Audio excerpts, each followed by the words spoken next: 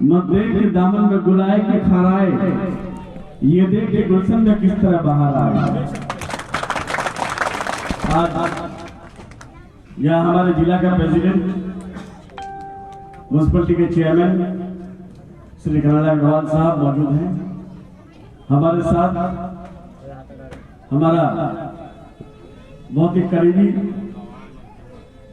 दोस्त भाई रिहान साहब, हमारा मास्टर जाकिर साहब, जफीर साहब, उनके बाद इमरान साहब, हदीस जिसके लिए हम लोग आए हैं, सारे लोग यहाँ मौजूद है। हदीसा से लेकर वार्ड मेंबर्स सारे, उसके पंचायत समिति मेंबर्स, जितने पंचायत समिति के मेंबर्स हैं, वार्ड मेंबर हैं इस पंचायत में, आज हमको आने की जरूरत क्या क्यों पड़ गई, ये पहले जानने की जरूरत है। वैसे ये इलेक्शन को आप लोग आसानी से नहीं लीजिएगा, ये बहुत ही इंपॉर्टेंट अहम इलेक्शन है। ये इलेक्शन किस तरह का काम करता है, हम लोग जब कोई घर बनाते हैं तो घर का भीत तो हम लोग नींव तो स्ट्रॉन्ग करते हैं। क्यों? उसमें 1 मंजिल, 2 मंजिल, 3 मंजिल, 4 मंजिल, 5 मंजिल बनाने के बाद घर तो हिले नहीं, गिरे नहीं, इसलिए नींव हम लोग जो है स्ट्रॉन्ग करते हैं। चाहे जितना अच्छा पत्थर हो जाए, जितना अच्छा सीमेंट हो जाए, रोड हो जाए, हम लोग ज्यादा से ज्यादा देने की कोशिश करते हैं। ठीक ही पंचायत इलेक्शन जो पार्लियामेंट और असेंबली इलेक्शन का नियम, ये पंचायत इलेक्शन में आप लोगों के लिए इस छाप पर वोट देने के लिए हमारे महबूब रहनुमा, हमारे नेत्री, हमारे दल का सुप्रीमो, हमारे गवर्नमेंट का चीफ मिनिस्टर माननीय मुख्यमंत्री ममता बनर्जी ने 90% जीतने का काम कर दिया है। किया है ना नहीं किया है? नहीं किया है? किया है। आप लोग यहाँ सब लोग बैठे हुए हैं, कुछ औरतें नहीं आई हैं, कुछ मर्द भी घर में है। आप ईमानदारी से जाइए, ये फ्लैग ना हो, कोई फ्लैग ना हो, कोई सिंबल ना हो, ऐसे साधारण पब्लिक या बाहर का कोई पब्लिक को ला करके, किसी आदमी को ला करके, एक बूढ़ी माँ घर में है, उसको अगर पूछे कि वोट आप किसको दीजिएगा, तो सीधे से बोल देगी क्या, मैं वोट दूंगी सिर्फ ममता बनर्जी को दूंगी। फिर सवाल अगर करेंगे क्यों देंगी आप, तो फिर वो बताएगी कि नहीं हमारा विधवा पेंशन करते हैं, हमारे 2 छोटे छोटे बच्चियां जिनके शादी के लिए हमको परेशानी होती है। अगर शादी हम लोग शादी लिया कराते थे पहले गांव में, किस तरह का चंदा लेकर 200-400 करके 2000 चंदा होता था, लेकिन उन्होंने हमारे 2 बच्चे की शादी के लिए 25,000 रुपये से 50,000 दिला था। और अगर पढ़ लिख लिए है फिर 25,000, 50,000 कन्याश्री मिल गया। अब सोचिए, आज वो बुढ़ी माँ कहेगी उसको वोट न दे हम, तो हमारे लिए बहुत बड़ी बेईमानी है। और औरतें खासतौर से मर्दों के मुकाबले में ज्यादा ईमानदार होती है, अल्लाह का खौफ, भगवान का खौफ ज्यादा होता है। यही बात नहीं, आज आप लोग जानते हैं जिस तरह से भी इलेक्शन हो, जिस फिजा में भी इलेक्शन हो, हम लोगों के गवर्नमेंट को, हमारे नेतृत्व को, हमारे ममता बनर्जी को टॉर्चर करने की कोशिश की जा रही है। क्यों? एनआरसी हमने नहीं किया या सीए लागू नहीं किया, इसलिए उनको टॉर्चर करने की कोशिश किया जा रहा है। यही एक शख्सियत बची हुई हिंदुस्तान में, जिनकी वजह से हमारा हिंदुस्तान की आजादी बची हुई है, हिंदुस्तान का संविधान को चेंज करने नहीं पा रहा है और फेडरल स्ट्रक्चर को स्ट्रॉन्ग करने की कोशिश कर रही है। प्लानिंग कमीशन को खत्म कर दिया। आप सोचिए, 1,20,000 करोड़ रुपए हमारा गवर्नमेंट ऑफ इंडिया अटका के रखा। कितना? 1,20,000 करोड़ हमारा रुपया, आपका टैक्स का रुपया। कैसे? ये पानी का बोतल पानी पीते हैं, इसका टैक्स होता है। इसका टैक्स से टैक्स कलेक्शन को कौन लेके जाता है? Government of India. वहां से हमारा हिस्सा जो हमको देना चाहिए नहीं देना, उसकी लड़ाई है। सुप्रीम कोर्ट को इंपावर करने की लड़ाई है, पार्लियामेंट को इंपावर करने की लड़ाई है, फेडरल स्ट्रक्चर को मजबूत करने की लड़ाई है। इस लड़ाई के लिए हम लोग ये लड़ाई लड़ रहे हैं। एमजी एनर्जी एक एक्ट है, जितने भी लोग प्रधानमंत्री बैठे हुए हैं, एक्ट का पैसा कोई रुक नहीं सकता है। ये संविधान है। एक्ट को अगर नहीं मानेंगे, आइन को अगर नहीं मानेंगे, तो फिर मानेंगे किसको? उसकी लड़ाई है। 8,000 करोड़ रुपए अटका के रखा है। मैं एक बात बोलता हूँ, मेरा नाम गुलाम रब्बानी है, यहाँ कहल अग्रवाल साहब, दोनों हम लोग बैठे हुए हैं। हमारी लड़ाई किससे है? कांग्रेस से नहीं है। हमारी लड़ाई किससे है? सीपीएम से भी नहीं है। हमारी लड़ाई प्रॉब्लम से भी नहीं है, सीपीएम से नहीं है, किसी पार्टी से नहीं। हमारी लड़ाई सिर्फ बीजेपी से है। और इस बीजेपी से लड़ाई करने के लिए आप लोग देखे होंगे, यूपी में एक बुलडोजर बाबा बैठा हुआ है, बड़े बड़े घर, 10 मंजिला घर, किसी को रास्ते में जो है गोली कर देता है। हमने देखा, गया था कश्मीर। पहले हम लोग सोचते थे कि हिंदुस्तान का जन्नत कौन स्टेट है, कौन जगह है जन्नत, यही बात बोलते थे कि कश्मीर है। आज कश्मीर अगर मैं जाके देखा हूं, दाहिने तरफ एक मिलिट्री का जवान खड़ा है, बाएं तरफ एक सीआरपीएफ का जवान खड़ा है, पीछे एक सीआरपीएफ का जवान खड़ा है। इधर हिले तो इधर जवान देखिए, इधर हिले तो इधर जाए तो जाए कहां? ये परेशानी कश्मीर में स्टार्ट है। आज मुझे दावा के साथ में कह रहा हूं आप लोगों को, मुझे गर्व है, मुझे फख्र है हमारे मुख्यमंत्री ममता बनर्जी पर, जिनके लीडरशिप में अगर हिंदुस्तान में कहीं जन्नत का टुकड़ा बचा हुआ है तो वो सिर्फ वेस्ट बंगाल है। वेस्ट बंगाल एनआरसी के बारे में अमित शाह राजनाथ बोल के गए थे, और दीदी क्या बोली थी? तुम्हारा कानून तुम अपने पास रखो, हम पश्चिम बंगाल में इम्प्लीमेंट नहीं करेंगे, नहीं करेंगे। हाँ, एक पार्टी के बारे में भी रेहान भाई बोल रहे थे, कांग्रेस, हम लोग कांग्रेस करते थे, सीपीएम पावर में था, 58,000 लोगों को मार के फिनिश कर दिया सीपीएम। किसको मारा था उस वक्त? कांग्रेस ही लोगों को। और आज कांग्रेस सीपीएम जो है भाई भाई होकर वोट मांग रहा है, शर्म आनी चाहिए। वही नहीं, जब देखा 2011 में, और एक ही बात सच है, सिद्धार्थ शंकर जब चीफ मिनिस्टर से हट गया, उस वक्त हमारे मुस्लिम समाज के लोग कितने थे? 7%। इस उम्मीद को लेके आया था लेफ्ट फ्रंट को, इस 7 से 7 से 8 होगा, 10 होगा, 11 होगा, 12 होगा, 15 होगा, 20 होगा, 23 होगा, 30 तक पहुंचेगा। लेकिन वो 30 तक नहीं पहुंचा। वो जब से कुछ और था, मन में कुछ और था। हम लोग को कहां पहुंचा दिया? 7 से 6 नहीं, 5 नहीं, 4 नहीं, 3 नहीं, 2 नहीं, 1 में पहुंचा दिया। अब 1% अगर संख्यालघु समाज के लोग, मुस्लिम समाज के लोग सर्विस में हो तो हमारे बच्चे जाएंगे कहां? क्यों पढ़ाई करेंगे? इसलिए पढ़ाई करेंगे। लेकिन जब ममता बनर्जी हमारी मांगे पावर में आई, तो पहले उन्होंने जस्टिस सच्चर को बुलाया, जो सच्चर रिपोर्ट दिया था, सच्चर से एडवाइस लेकर के उन्होंने देखा कि अगर मैं 100% काम करूं तब भी जो 70% टिक जाएगा, 30% होगा नहीं। क्यों? 30% मुस्लिम समाज के लोग हैं, संख्यालघु समाज के लोग हैं। इसको खत्म कर दिया, तबाह कर दिया, बर्बाद कर दिया है। इसके लिए हमको वो कितना दयालु है, कितना अहिंसा परस्त है, कितना हिंसा पसंद है कि हर कम्युनिटी के लोगों को फ्रोग लेने के लिए उन्होंने 10% मुसलमान बोल के रिजर्वेशन नहीं हो सकता, ना हिंदू बोल के हो सकता।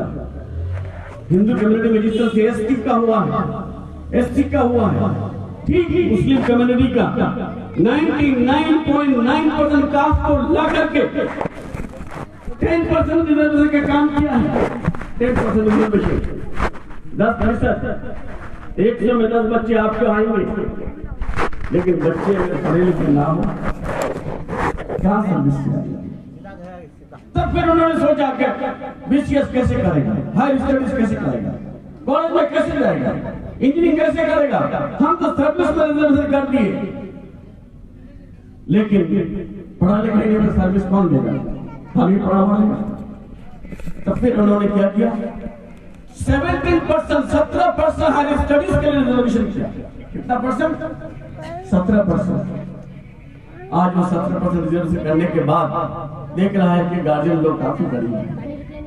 कोई भीख मांगता है, कोई जो है पान का दुकान करके खाता है, कोई रिक्शा ड्राइविंग करता है, और मोस्टली लोग यहाँ के चले गए हैं जहाँ केरल, पंजाब, पानीपत, दिल्ली, हरियाणा, सिर्फ औरत नहीं आ रहते।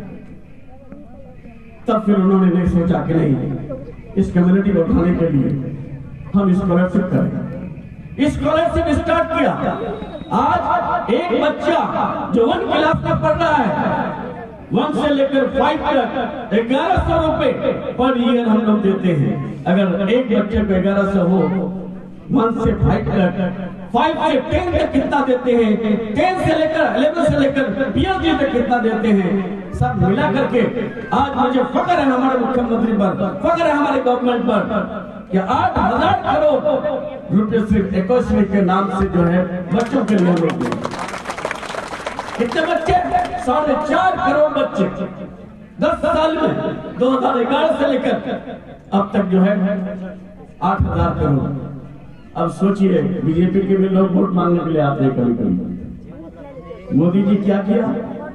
5,000 करोड़ का बजट था संगठन के लिए। कितना 1,000 करोड़? 5,000 करोड़। वो बजट कम करके 3,000 करोड़ में डाल दिया। बजट बढ़ता है, बजट घटता नहीं है। यही बजट हमारा जो संगठन का था, जब लेफ्ट फ्रंट था 477 करोड़ का। कितना करोड़ का? 477 करोड़। और ममता दी आने के बाद आज कितना है? उस दफ्तर का मिनिस्टर था पहले में 5,566 करोड़ का बजट उन्होंने किया। बजट रहेगा, प्लान रहेगा तो कैसे होगा? माइनॉरिटी अफेयर मिनिस्टर आया था हमारे पास, हमको बोला कि हमने जमा खान साहब आपका बजट कितना है? सर 480 करोड़। भाई ये तो 10 साल 12 साल पहले हमारे यहाँ होता था कि भैया यहाँ ज्यादा नहीं है। तो फिर हमने कहा कि हमारा बजट देखिए, पूरे हिंदुस्तान में 40 करोड़ से ज्यादा मुस्लिम आबादी है, संख्यालघु आबादी है, उसके लिए 3,000 करोड़, और 3.5 करोड़ आबादी है पश्चिम बंगाल में, उसके लिए 5,566 करोड़। इससे अच्छा मुख्यमंत्री गवर्नमेंट हो सकता है? यही नहीं। अब आगे चलिए, रिजर्वेशन के बाद अब जब देखा कि बच्चे पढ़ लिख रहे हैं, फिर हमारे 18 साल से 30 साल के बच्चों को 14 लाख बच्चों को टर्म लोन 3200 करोड़ रुपए का हम लोग दिए हैं। कितना टर्म लोन? 3200 करोड़ का। ये बच्चे कौन है? जो 18 साल से 30 साल तक बिजनेस करता है, 1 लाख 2 लाख 3 लाख 4 लाख करके 5 लाख का ये लोन देते हैं। कितना इंटरेस्ट? 3% 4% इंटरेस्ट। यही सिर्फ नहीं, 17% रिजर्वेशन में आ गया, मेरिट में ऐसे आ गया। जो बच्चे 50% 60% ज्यादा लाते हैं, जो डीप क्वालिफाई नहीं कर पाता है, वो बच्चे चले जाते हैं कहां? मेडिकल पढ़ने के लिए England, America, Australia, Canada, Bangladesh, Switzerland. वहां जाके जब मेडिकल कॉलेज में भर्ती लेता है तो उसके बाद जमीन जगह बेचने की कोशिश करता है। हम दीदी क्या बोली कि नहीं, आपको जमीन बेचने की जरूरत नहीं है, आप एजुकेशन लोन लीजिए अपने बच्चों के लिए। 30 लाख तक जो है हम लोग लोन देते हैं। उसका इंटरेस्ट क्या? 3% 4% इंटरेस्ट है या नहीं, अभी हमको पता नहीं है, छोटा सा होगा। लेकिन कब उसका रिपेमेंट करना पड़ेगा? जब आप पढ़ लिख के सर्विस पा जाएंगे, उसको देना पड़ेगा। हिंदुस्तान में कहीं नहीं, एक और सिर्फ हिंदुस्तान में इतना कहीं नहीं पाया है। कितने बच्चे हमारे डॉक्टर इंजीनियर हो गए? 34,141 बच्चे डॉक्टर इंजीनियर हो गए। एजुकेशन लोन हम कितना दिए हैं? 34,141 लोगों को लोन दिए। यही सिर्फ नहीं, आप आगे जाइएगा, हमारे मदीनतुल हुज्जाज हमारे दीदी ने 107 करोड़ का बना दिया। ये 10 साल में 1 लाख हाजी हमारे मरीजुल हुज्जाज से हज करने के लिए गए और उनकी दुआएं हमारे गवर्नमेंट के साथ। यही नहीं, आलिया यूनिवर्सिटी जो एक रेंटेड हाउस में था सिक्किम के दौर में, भरा दिया घर में था, दीदी ने 800 करोड़ दे करके 20 एकड़ जमीन देने के बाद 19 मंजिल हॉस्टल बना करके जो है वो आलिया यूनिवर्सिटी खड़ा कर दिया है। वहां से हमारे बच्चे पढ़ के आते हैं। आज इस तरह का मुख्यमंत्री कहीं है बड़े हिंदुस्तान में? नहीं है।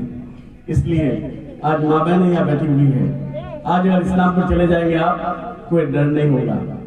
लेकिन यूपी में गया था, हमारा जो भांजा जो ओबीसी का मजा किसको आया है, हमारा एक भतीजा आसिफ इकबाल नाम से वीडियो हुआ है, वो ओबीसी में डाला, वीडियो बन गया।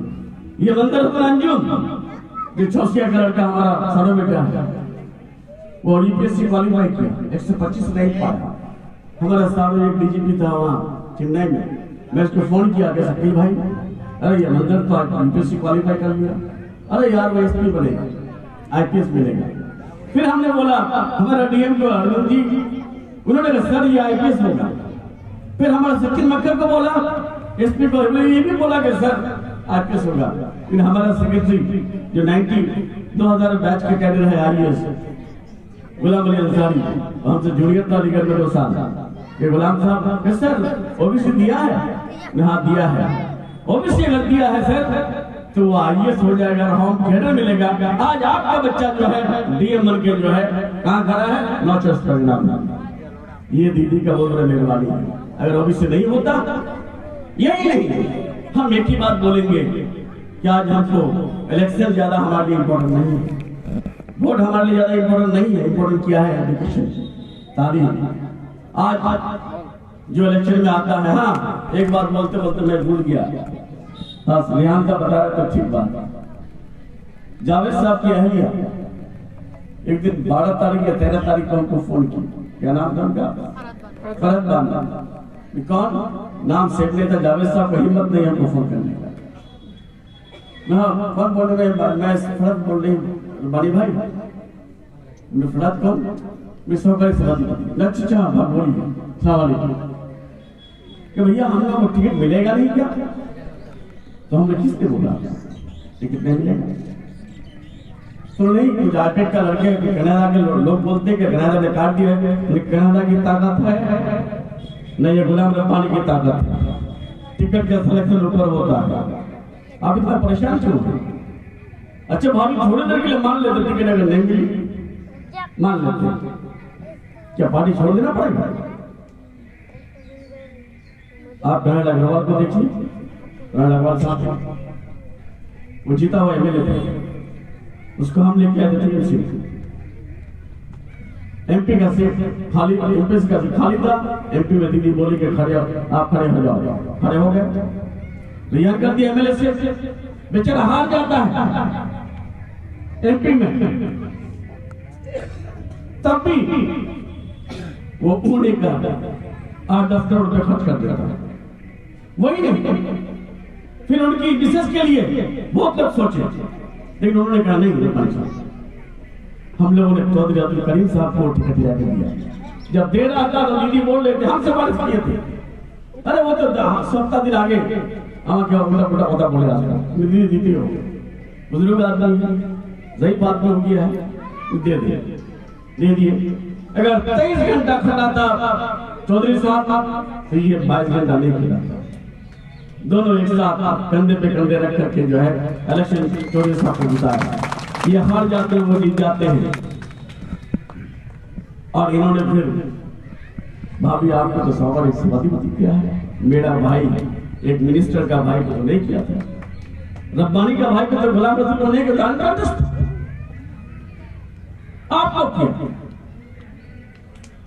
भाभी आपको सहकारी सभापति, आपका हस्बैंड जावेद साहब को एमपी का टिकट जो बहुत लोगों का सपना रहता है, हम आज तक एमपी का इलेक्शन ना हमारा बाप फाइट किया ना हम फाइट किया, हमारे खानदान में फाइट किया। आप तो खुशनसीब है का एमपी का टिकट आपको मिला पैसे से फाइट करने के लिए। यही नहीं, आप दीदी का एक कोर कमेटी होता है, उत्तर दिनाजपुर से, ये कि अभी होता था रब्बानी, और आज तो जावेद साहब भी शामिल हो गया, दूसरा आदमी। तीसरी बात, आपका देवर, क्या नाम है उनका, सरवर, वो तो हमारा लास्ट पंचायत से मुझे करवा था हम लोग की, फिर अंचल प्रेसिडेंट किए। लेकिन भाभी, आपका टिकट अगर कटेगा, मुझे शक हो रहा है अगर आप वो ये बात बोल रहे हैं, हो सकता है कि बात पे, क्योंकि डब्ल्यू किबला अल्लाह उनके लिए आप लोग दुआ करें, अल्लाह उनको जन्नत अता करे। एक दिन मैं ऐसे ही चौधरी साहब का नॉमिनेशन हो रहा था, कनाडा चौधरी साहब गए अंदर, मैं हामिदुल साहब हमारे गवर्नमेंट एपीपी मुख्तार बाबू की चैम्बर में बैठा, तो फरद भाभी भी आ गया, क्या नाम है, फरद बानो भाभी भी आ गया, जावेद साहब भी आ गए, हमने साथ बैठे हुए। हमने बोला कि भाभी आप सभापति हैं, जावेद साहब एमपी का इलेक्शन फाइट कर रहे हैं, कोर कमेटी का मेंबर है, आपका देवर कर्णोदक है, आपका देवर अंचल प्रेसिडेंट है, सुनने में आया कि आपके बूथ में 19 वोट मिलेगा हमको। तो हमको कहने लगा, क्या आपको जो बोला है डब्लू बोला है, डब्लू प्रधान, तुम्हारा डब्लू किबला बोला है या कौन बोला है ये हम नहीं जानते हैं। क्या रब्बानी भाई डब्लू किबला के डब्लू प्रधान साहब क्या अंदर में घुस करके काउंटिंग करके तब निकले हैं?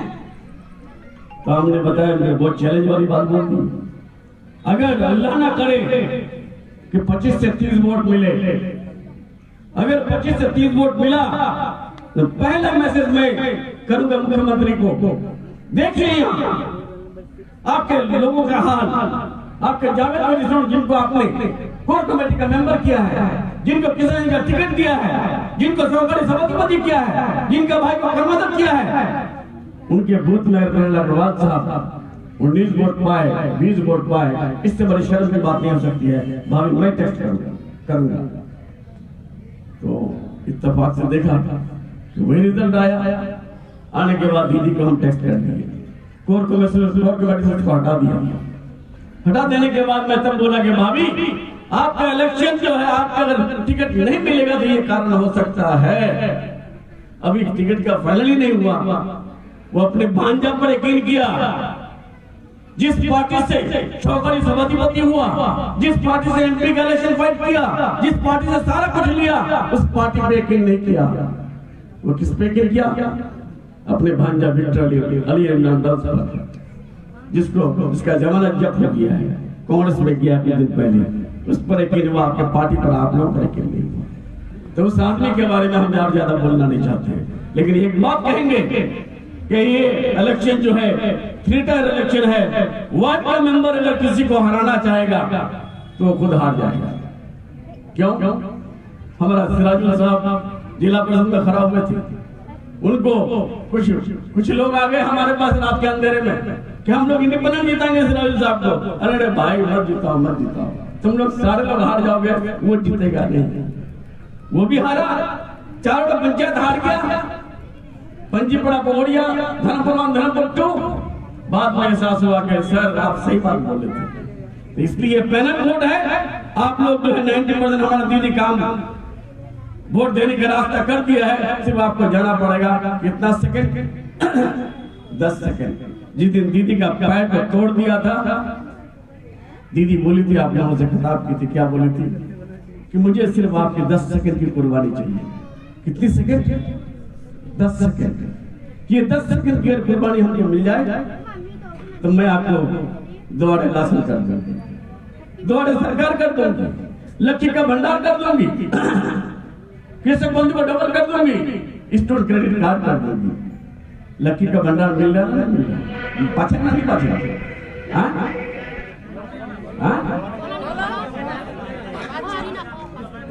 सब लोग पा रहे हैं, सब महिला पा रहे। जिसको नहीं मिल रहा है उनका भी रजिस्ट्रेशन स्टार्ट है, रजिस्ट्रेशन कर लेना चाहिए। स्वास्थ्य कार्ड से लेकर 6.5 मिल रहा है। इसलिए आज हिंदुस्तान को बचाने का टाइम है, हमारे गवर्नमेंट को बचाने का टाइम है। या गवर्नमेंट तो अच्छा एक बार बोले तो तुम्हारा एक मेंबर हिसाब से दूसरा पार्टी जाएगा, एक वार्ड 4টা 5টা मेंबर उठছে না, कैंडिडेट 4টা উঠছে, 3টা 4টা যায় হারিয়ে আছে কানে মনে হয় না ভোট চলে আসে বড় এখন না কানে হয় আর যা জিতছে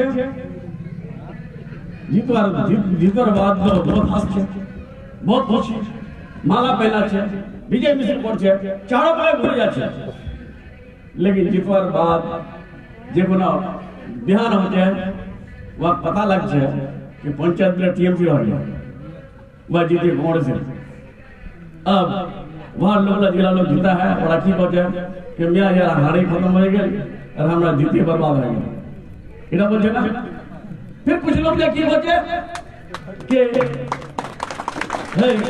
मेंबर तक प्लस करवाओ हम मेंबर तक प्लस करवाओ नहीं प्लस कर ले हमारे कोई उन्नयन नहीं होवे फिर कुछ मोतबर आप मिला जाचे प्रधान ले लूं कनाडा ले लूं जाकिर भाई ले लूं जाकिर भाई ले लूं हमारे मेंबर तक ले लो तो हमने जो काम करना कहना पड़ा एक तो जिला परिषद मेंबर की नाम कमल सरकार कलियागंज का 2000 कमल सरकार हमारे कनाडा वहां बैठे हुए हैं तो लोग यहाँ की जो रास्ता जो कर देगा हम लोग उसी पे वोट डालेंगे जहाँ रास्ता रखो देंगे हम लोग वोट अरे बोले भाई जिला मेंबर किया जाए कमल ओके तक वो बोला एक ही बीजेपी का मेंबर आने के बाद उसको कहा गए मेंबर जिला परिषद साहब आपने रास्ता कर दे कि ना हमारे तो कविता बर्मन ढूंढते नीचे ना तो वहाँ का आदमी सब जवाब दिया जो कि एखाने कविता बर्मन 9 किलोमीटर मध्य থেকে আপনি ঢুকতে দেয় না তাহলে ममता बनर्जी आपने असेंबली की कोर्ट ढूंढ बैठे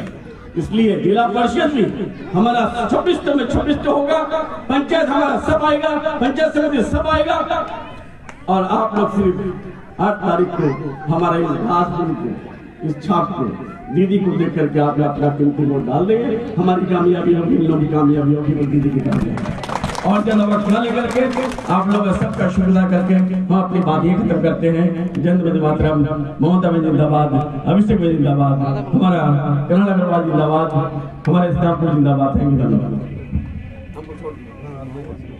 आप लोग बैठे देखिए हमारा गार्जियन हमारा सुने इनका अगर नहीं सुनेंगे तो नाइंसाफी हो जाएगी इनका पहले सुन लेंगे तब चाहिए बहुत दिन से तुम्हारा मोटी है ना तुम्हारा जाने ना कितना बकबक सुनबे ना हमारा घरत काम छे बकरी बांधवा आवे गरु बांधवा आवे खाना बनवा आवे तो हमरा बहुत शॉर्ट खत्म कर दियो बेसी दिन नहीं सबला तो सुनिए आता मंत्री साहब छे हमार रेहान भाई फिर उसी घर फिर घरे उसी बोला सुबह का भुला हुआ शाम को लौट आए तो उसे भूला नहीं कहते जबीर साहब से हमार आता हदीशा परवीन हमारा पंचायत समिति इमरान भाई खड़ा है और ग्राम पंचायत जो खड़ा है सब आता से ममता बनर्जी को देखते हुए और कुछ मत देखिए वोट देते टाइम जब आप वोट देने जाएं सिर्फ एक ही चेहरा दिमाग में रखिए ममता बनर्जी का और इधर वो मत सोचिए इसके बाद अपना वोट डालिए घास के ऊपर थोड़ा वोट इधर उधर नहीं देखना है क्योंकि ममता बनर्जी एक वाहियात शख्सियत है जो पूरे देश को जोड़ के रखी हुई है आज के दिन पूरे देश को वो सबको साथ लेके चलती है नारा तो बीजेपी वाला देता है सबका साथ सबका विकास सबका विश्वास उनका खाली नारा चाहे काम बात नहीं चाहे काम सिर्फ ममता बनर्जी करती है सबको साथ लेती है सबका विश्वास है और सबका विकास है 34 साल तो सरकार देखिए तो नीडे तो मोर मोर कम उम्र हो 34 साल का सरकार देखिए ये तो ममता बनर्जी मोटे 11 साल हो यार एक सरकार थी कोई काम करे एक कमेंट नाम बोलो दी तुम खाली पार्टी मेंबर जबीर साहब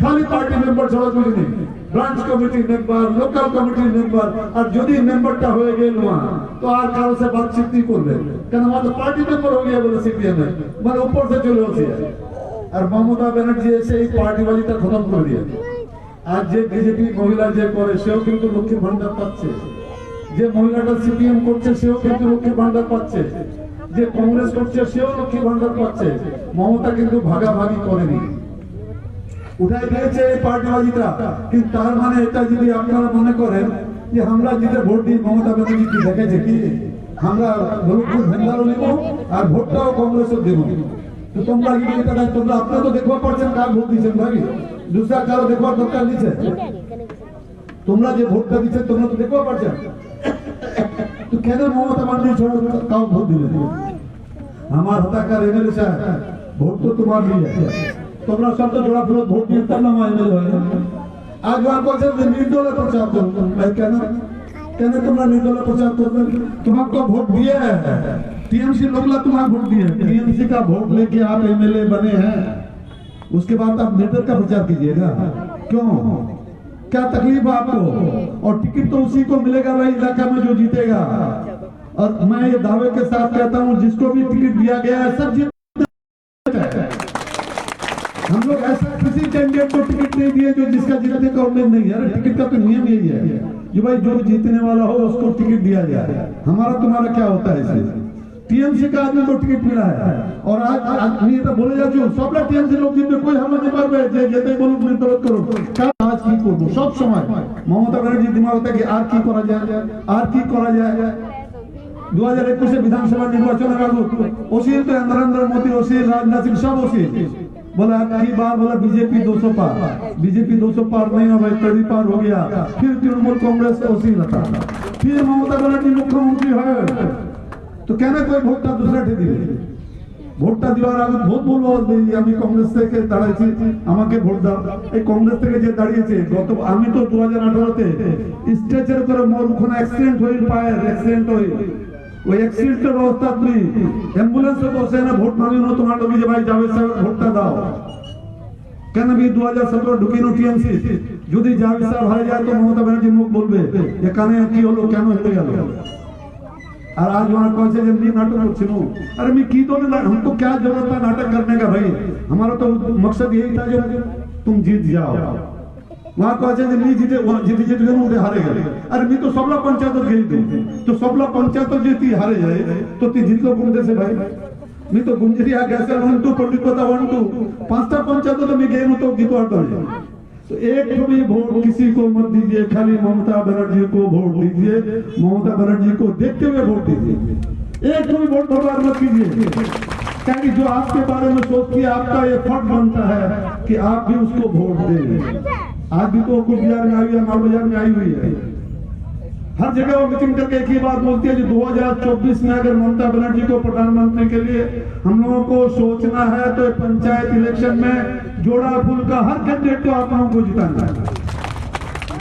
बहुत अभी इलेक्शन के टाइम में बोलने आएगा निर्दलीय वोट देना क्या किया की करबे निर्दलीय वोट देना निर्दलीय पंचायत होगी पंचायत प्रधान के निर्दलीय हो सके ना कांग्रेस से पंचायत হবে ना सीपीएम में पंचायत হবে जिंदगी भर तो हम लोग कांग्रेस सीपीएम मारपीट किए रात बोला कांग्रेस सीपीएम मिल गया तो आप लोग देखिए ये पंचायत इलेक्शन है किसी का बात मत सुनिए आप लोगों को भी वर्कर होना होगा तुमरा खाली ভোটটা দিবেন ওটা नहीं होगा মমতা ব্যানার্জি তো একটা মহিলা একটাই মুখ্যমন্ত্রী ছে পুরো দেশ আর একটা दूसरा মুখ্যমন্ত্রী মহিলা नहीं है आधार वोटर लिस्ट आधार तुम्हारा नाम से ग्राम पंचायत में आधा तो महिला खड़ा हो गई कैंडिडेट लेकिन हर वोटर लिस्ट में आधा महिला है और आप लोगों को खुद निकलना होगा वोट मांगने के लिए खाली देने से आपका काम पूरा नहीं होगा आप लोगों को भी घर घर जाके बोलना होगा क्यों ना हमारा ममता बनर्जी भोटटा दिबा होगा हमरा और कोई थे नहीं मु हमारा लकी भंडार दीछे हमारा रूपश्री में 25,000 रुपया मिलता है अरे 200 रुपया गांव में कोई शादी के लिए चंदा देता है तो 4 बार दाएं बाएं देखता है क्योंकि उसके पास है ही क्या बेचारे के पास में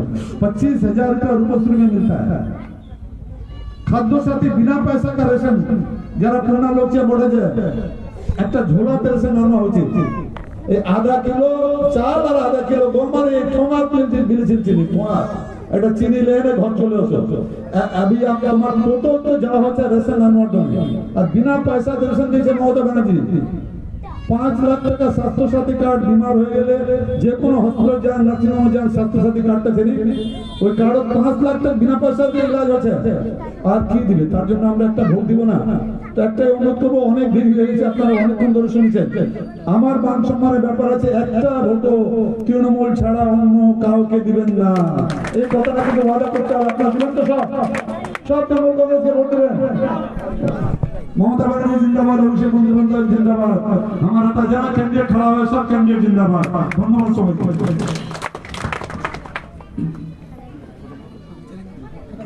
আজকে আমাদের যে কর্মী সভা এখানে সমাপ্তি ঘোষণা করা হলো স্যার একটু পঞ্চায়েত মেম্বার থেকে भीड़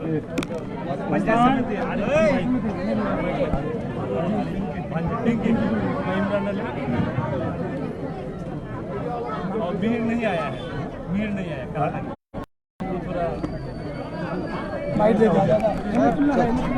ये पंचायत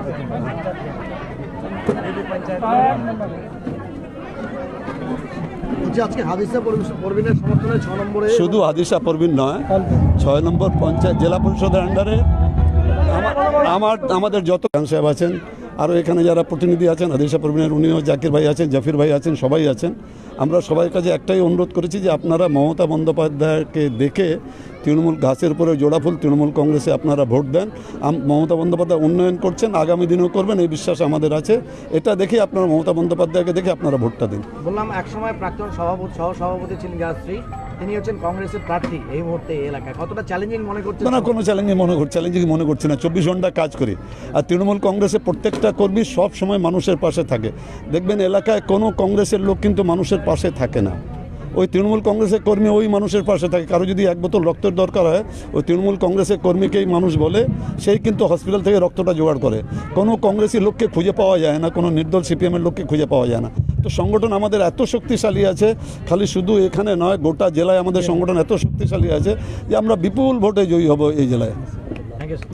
চলো, আপনাদের জানিয়ে দিই 6 নম্বর আসনে, জেলা পরিষদের 6 নম্বর আসন, এবং তার পাশাপাশি আপনাদের জানিয়ে দিই, আরে লাইভ চলছে মিয়া, যা